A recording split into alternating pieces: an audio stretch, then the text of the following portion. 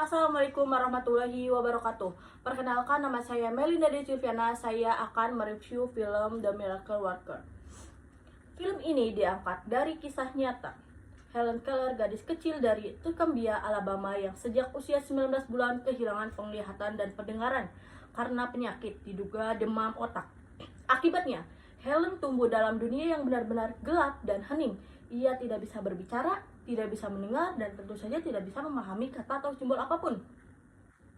Orang tuanya, terutama ibunya, Kate, sangat menyayangi Helen, tapi mereka tak tahu harus berbuat apa. Helen jadi anak yang sulit dikendalikan, sering marah, berteriak, melempar barang, bahkan kadang melukai diri sendiri. Bukan karena nakal, tapi karena frustasi. Ia ingin mengekspresikan diri, tak tahu caranya.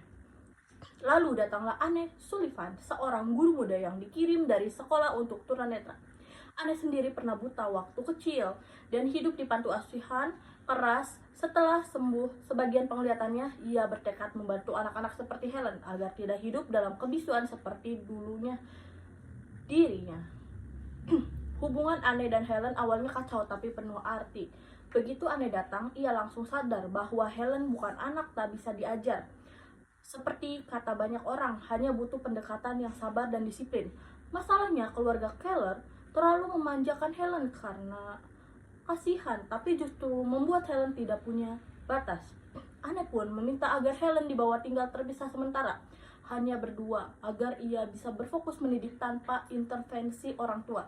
Disinilah bagian film jadi menarik. Anne mencoba mengajarkan Helen bahasa isyarat manual dengan mengeja huruf di tangan Helen. Ia memegang tangan Helen dan mengeja huruf-huruf, misalnya W-A-T-E-R, water.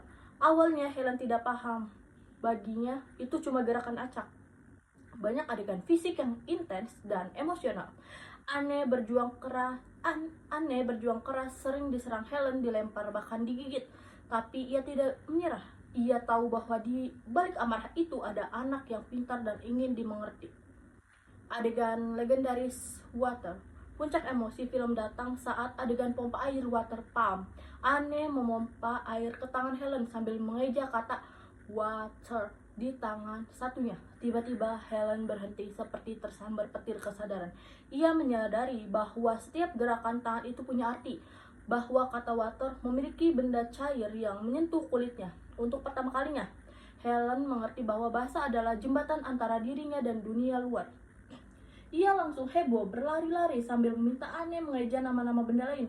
Tanah, bunga, ibu, ayah. Adegan itu sangat menyentuh, bahkan meski kamu sudah tahu kisahnya tetapi bikin merinding.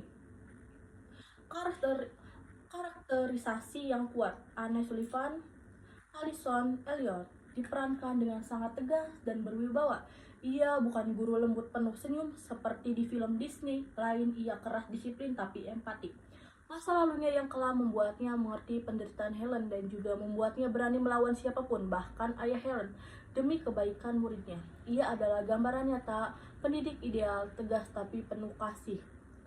Helen Keller, Halikate Eisenberg, aktingnya luar biasa untuk ukuran anak-anak. Tanpa dialog verbal, ia berhasil menyampaikan emosi, marah, bingung, takut, bahkan kebahagiaan saat paham sesuatu. Gerak tubuh dan ekspresi matanya terlihat sangat realistis, enggak dibuat-buat. Helen digambarkan bukan sebagai objek kasihan, tetapi sebagai anak cerdas yang terjebak dalam diam. Keluarga Keller, ayahnya keras, kaku, berpikir tradisional. Anak seperti itu tidak bisa diselamatkan. Ibunya lembut tapi terlalu melindungi. Mereka melambangkan dilema keluarga dengan anak berkebutuhan khusus antara rasa cinta dan rasa putus asa.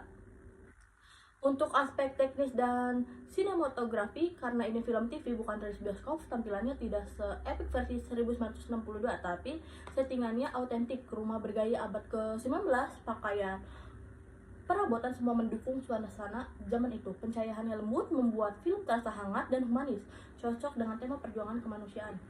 Musikal lembut dan tidak mendominasi, lebih fokus pada ekspresi karakter. Tema dan pesan utama adalah pendidikan adalah keajaiban terbesar. Anne menunjukkan bahwa perubahan sejati datang lewat ilmu dan kesabaran, bukan belas kasihan. Yang kedua, kedisiplinan dan kasih harus berjalan bersama. Kalau hanya kasih, anak tidak berkembang. Kalau hanya disiplin, anak kehilangan rasa aman. Anne menemukan keseimbangan itu. Yang ketiga, komunikasi adalah hak dasar manusia.